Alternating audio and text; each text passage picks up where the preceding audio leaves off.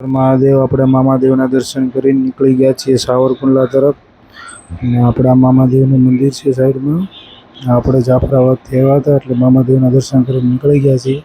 આ આપણે મહુવા હાઈવે છે, મહુવા ભાવનગર હાઈવે, સોમનાથ હાઈવે તરીકે ઓળખાય છે. અત્યારે જો આપણે એ રોડ ઉપર છીએ અને જઈ રહ્યા છીએ આપણે સાવરકુંડલા તરફ. અહીંયા થોડુંક એક દિવસનું કામ હતું એ પતાવીને નીકળી ગયા છીએ. થોડીક વારમાં જાવડી ટોલ નાકું આવશે. આપણે ટુ વ્હીલનું તો કંઈ ટોલ નાકું હોય નહીં એટલે આપણે એ તો ક્રોસ આરામથી કરી જઈશું. તો ચાલો તમને ટોલ નાકું બતાવું. ટોલ નાકું જોઈને આપણે નીકળી જવાનું છે ખાંભા સાવરકુંડલા તરફ. એના થોડાક ગામડાની આપણે ક્લિપ લીધી છે, એ પણ તમને બતાવીશ, એટલે વિડીયો આપણો એન્ડ તરફ જરૂરથી જોજો.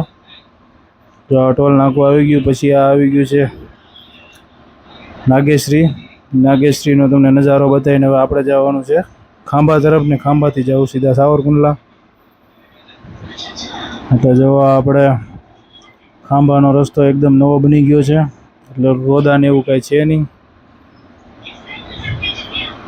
ને એક આપણે મોટા બારમણ વટીને એક મામાદેવનું મંદિર છે, એના પણ દર્શન કરવા આપણે જવાનું છે, એટલે એ પણ આપણા વિડીયોમાં છે. અહીંયા મોમાઈ ધામ છે, એ પણ તમને એના દર્શન પણ કરાવું. જો આ મોમાઈ ધામ આવી ગયું છે ને એના પણ આપણે દર્શન કરી લીધા છે, એટલે આપણે પછી નીકળી ગયા છીએ.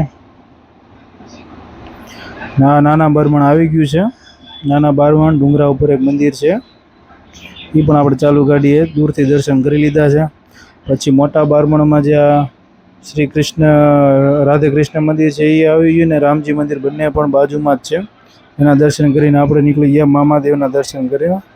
તો જો આ મામાદેવની દર્શન કરીને હવે આપણે નીકળી જવાનું છે ખાંભા તરફ. મામાદેવનું મસ્ત મંદિર છે, સ્થાનક છે અહીંયા.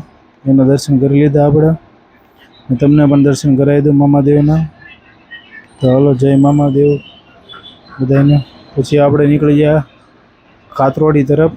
આ કાતરોડી ગામ આવી ગયું છે. પછી આપણે પવનચક્કીનો નજારો જોઈને નીકળી ગયા છીએ ખાંભા તરફ. તમને પણ પવનચક્કીનો નજારો બતાવું છું. અહીંયા આપણે પવનચક્કી છે એ બતાવું છું તમને, કે જો અહીંયા પવનચક્કી છે. પેટ્રોલ પંપની પાછળ પણ એક થોડીક નજદીક પવનચક્કી આવેલી છે. પવનચક્કી ઘણી છે. જો પવનચક્કી આટલા પવનમાં પણ કેટલી ફાસ્ટ ફરે છે, એટલે થોડુંક તમને પાસેથી પણ બતાવી, જો ઝૂમ આઉટ કરીને ઝૂમ ઇન કરીને બતાવું છું તમને. પછી એક લાઇનમાં 3-4 પવનચક્કી છે, એ પણ તમને આગળ બતાવું. જો આ 3-4 પવનચક્કીવાળો નજારો છે. પછી આપણે પહોંચી ગયા છીએ ડડાણ. તો ડડાણનો નજારો તમને બતાવું. આ ડડાણ ગામ આવી ગયું છે, ને આ બાજુ શું છે પવનચક્કી વધારે છે. તો જો આ ડડાણનો નજારો જુઓ તમે. પછી જો આ પવનચક્કીનો પણ નજારો ફરીથી તમને બતાવી દઉં છું. ને થોડાક છાંટા આ બાજુ આવી ગયા છે, એટલે એકદમ લીલોતરી, વરસાદ અહીંયા સારો આવી ગયો એટલે એકદમ લીલોતરી થઈ ગઈ છે. ને જો આ આપણે ડડાણ વટીનું એક મંદિર છે, એના પણ દર્શન તમને કરાવી દઉં. જો આ ડડાણ બાજુ, ને આ ડડાણની બાજુમાં જે મંદિર છે એના તમને દર્શન કરાવી દઉં, જે ડુંગરા ઉપર છે, ને એની નીચેથી મહાકાળી માનું સ્થાનક છે એ પણ તમને બતાવી દઉં. તો આપણે જો એ મંદિર તરફ નીકળી ગયા છીએ, કેમ કે આપણે એ મંદિરની બાજુમાંથી જ ચાલવાનું હોય. ઘણી વાર આપણે અહીંયાથી ચાલીએ છીએ તે મંદિરના દર્શન ચાલુ ગાડીએ કરતા જઈએ છીએ. આજે પણ દર્શન કરતા જઈએ ને તમને પણ દર્શન કરાવતા જઈએ. તો જો આપણે મંદિર તરફ પહોંચી ગયા છીએ, અને જો આ ઉપર મંદિર છે, નીચે મહાકાળી માનું સ્થાનક છે, એ પણ તમને દર્શન એના પણ કરાવી દઈએ. જો આ નીચે મહાકાળી માનું સ્થાનક છે, એના દર્શન આપણે કરી લીધા. અને પછી આપણે નીકળી ગયા છીએ ખાંભા તરફ. પછી આપણે થોડીક વારમાં જ ખાંભા પહોંચી ગયા છીએ. ને આ ખાંભા બજારનો નજારો છે, કેમ કે આ ખાંભા ગામનો તમને નજારો બતાવીને હવે આપણે સીધા દુકાન તરફ નીકળી જવાનું છે. ને સાવરકુંડલા આપણે પહોંચી ગયા છીએ, કેમ કે વચમાં વરસાદ હતો એટલે ત્યાંનો વ્લોગ નથી ઉતર્યો. ને આપણે ફાઇનલી સાવરકુંડલા પહોંચી ગયા છીએ. ને થોડીક વારમાં જ આપણે દુકાને પહોંચી જવું, કેમ કે સાવરકુંડલામાં પણ વરસાદ સારો આવી ગયો છે.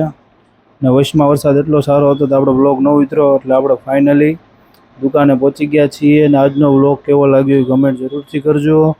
ને આવા આપણા વ્લોગ જોવા માટે આપણી ચેનલને સબસ્ક્રાઈબ પણ જરૂરથી કરજો.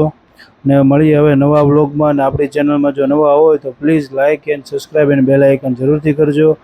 અને હર હર મહાદેવ.